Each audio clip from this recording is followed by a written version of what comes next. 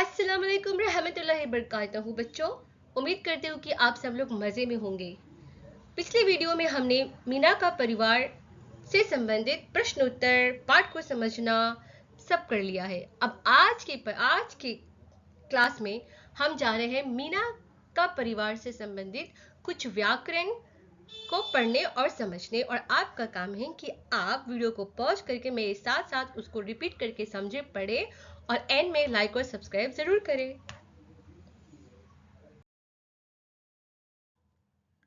हमने अपने पिछले वीडियो में मीना का परिवार को पाठ को पढ़ा, समझा और उससे संबंधित प्रश्न उत्तर, पाठ का सार, शब्दार्थ वगैरह को हमने किया।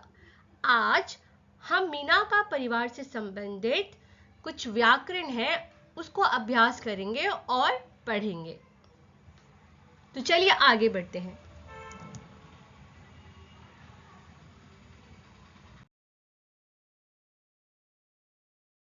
समझते हैं पर्यायवाची शब्द। कोई है जो बता सकता है कि पर्यायवाची शब्द किसे कहते हैं? समान अर्थ शब्द, बिल्कुल सही।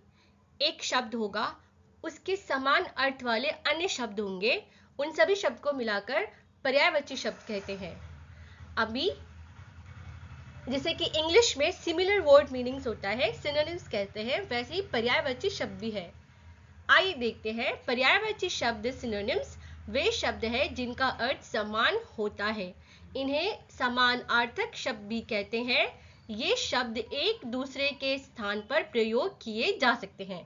तो जो समानार्थक शब्द, जो पर्यायवाची शब्द होते हैं, वो शब्द को हम एक दूसरे के स्थान पर प्रयोग कर सकते हैं। जैसे परिवार, परिवार का पर्यायवाची शब्द है कुटुंब, खानदान, घराना। कुटुंब, खानदान, घराना को हम परिवार के स्थान पे भी प्रयोग कर सकते हैं। नटखट, शरारती, मौजी, खुराफाती। चुलबुला, चंचल, नटखट, फुर्तीला। आनंद, मजा, हर्ष, उल्लास। किवाड़, दरवाजा, द्वार, फाटक। गिनती, गणना, हिसाब, तादाद। बरामदे, उसारा, दालान, गलियारा। गमला, फूलदान, मटका, पौधा पात्र। कमरा, कोठरी, निवास, कक्ष। लुका छिपी, छुपन छुपाई, आंख मिचौली, आंख मिचौनी।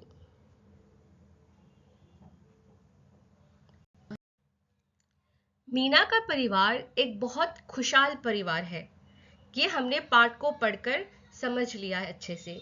मीना के परिवार में कुछ रिश्तों का नाम लिया गया है, जैसे चाचा, चाची, दादा, दादी, भाई बहन वगैरह। तो आइए हम समझते हैं उन मुख्य पारिवारिक रिश्ते को इंग्लिश में क्या कहते हैं। पहला है माता पिता, माता पिता पेरेंट्स। दादा दादी, नाना नानी ग्रैंड पेरेंट्स। भाई बहन सिबलिंग्स। चाचा चाची या मामा मामी अंकल्स आंट्स। माँ मदर। पिता फादर। बेटा सन। बेटी डॉटर। नानी मैटरनल ग्रैंडमदर, नानी मदर्स मदर। नाना मैटरनल ग्रैंडफादर, मदर्स फादर। दादी paternal grand mother, father's mother. दादा paternal grandfather, father's father. Elder sister दीदी। भैया एल्डर ब्रदर, भाई यंगर ब्रदर। आप भी मेरे साथ प्रैक्टिस कीजिए और इन मुख्य पारिवारिक रिश्तों को इंग्लिश में पढ़िए। अब आगे बढ़ते हैं 12 खड़ी की ओर। 12 खड़ी क्या है? द की 12 खड़ी कौन बताएगा? द, दा, दी, दू, दे, दो, दंग, दह। मेरे साथ आप भी बोलिए पीछे पीछे। न, ना, नी, नू, ने, नो, नंग, नह। माँ की 12 खड़ी क्या है? म, मा, मी, मू, मैं, मो, मंग, महा।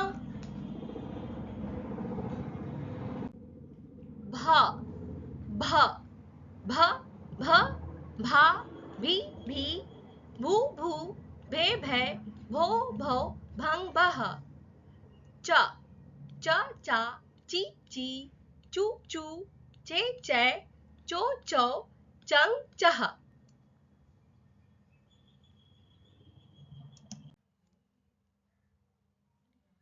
नुक्ता वाले शब्द। नुक्ता वाले शब्द क्या होते हैं?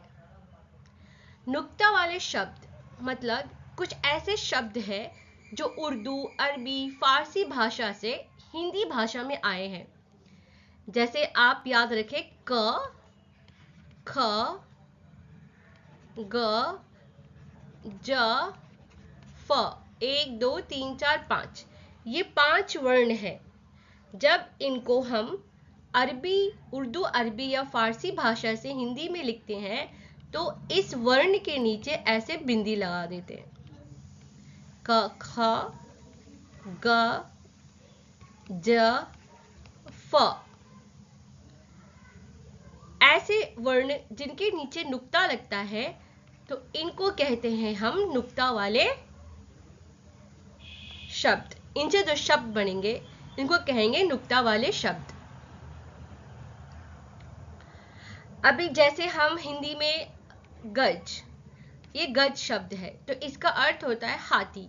अगर हमने ग वर्ण है उसमें लगाया बिंदी और गज ऐसे इस्तेमाल किया तो इसका मीनिंग हो जाएगा नाप, जैसे जमीन नापते हैं यार्ड्स में।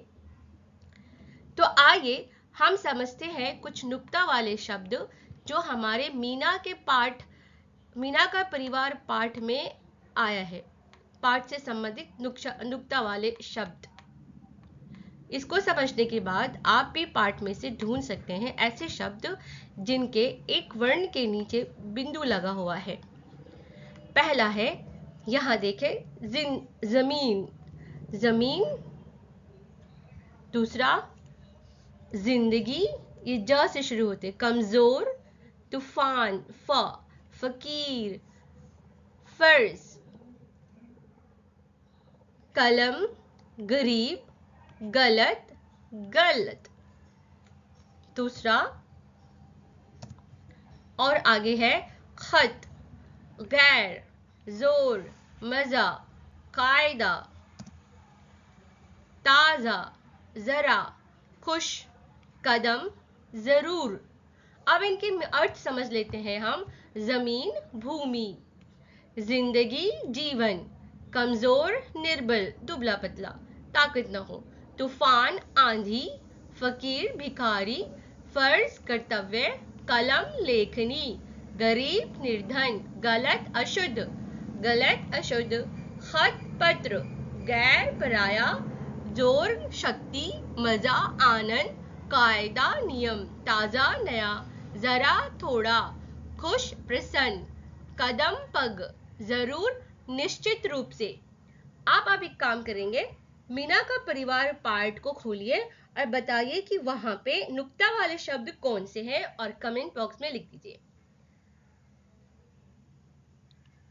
कोई है जो क्लास में बता सकता है? ढूंढो। जोर, जोर।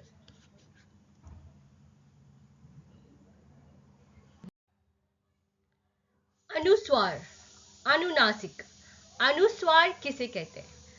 बच्चों आप यहाँ पे कुछ शब्द देख रहे होंगे, गंगा, चंचल, बंदर, मंदिर, पतंग, ठंडा, पंखा, संबंध, अंगूर, संतरा। यहाँ पे ये जो गंगा वर्ण है इसके ऊपर बिंदु लगा है। यहाँ पे च है, च के ऊपर बिंदु है। यहाँ पे ब है, इसके ऊपर बिंदु है। म के ऊपर बिंदु है। प, त के ऊपर बिंदु है और ये ठ के ऊपर बिंदु है, प के ऊपर बिंदु है। तो ये जो बिंदु वाले शब्द है, जो वर्ण के ऊपर बिंदु लगते हैं, इन्हें हम कहते हैं अनुस्वार। जैसे गंगा, जब भी हम गंगा बोलते हैं तो वो नाक से निकलता है स्वर। गंगा, चंचल, बंदर, मंदिर, पतंग, ठंडा, पंखा, संबंध, अंगूर, संतरा। ये बिंदु वाले शब्द को हम कहते हैं अनुस्वार। सो अनुस्वार, बिंदु, वर्ण के ऊपर बिंदु लगा के जो शब्द बनता है उन्हें हम अनुस्वार कहते हैं। अनुनासिक, अब जैसे यहाँ पे आप देख सकते हैं, माँ, गांव, चांद, आंख, ऊंट, यहाँ पे नाक और मुंह दोनों का इस्तेमाल हो रहा है। कुआं, दांत, सांप, आंचल, गवार। सो यहाँ पे क्या है, ये क्या है, चंद्र बिंदु।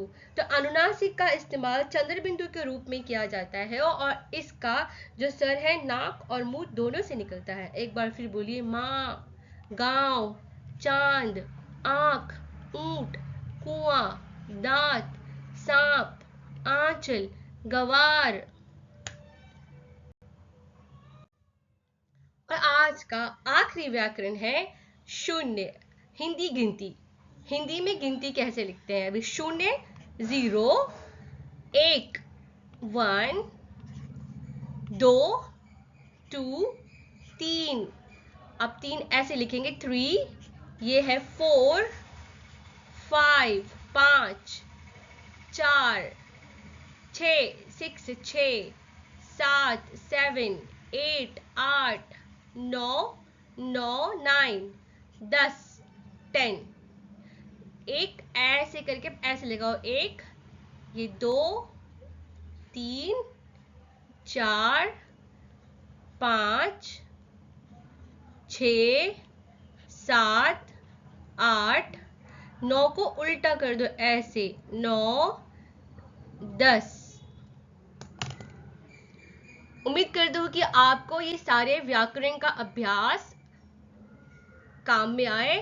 अगर आपको वीडियो अच्छा लगे तो लाइक, शेयर एंड सब्सक्राइब जरूर करना, ताकि मैं और भी ऐसे वीडियोस बना सकूं और मेरा हौसला बुलंद हो सके। बहुत बहुत शुक्रिया, धन्यवाद।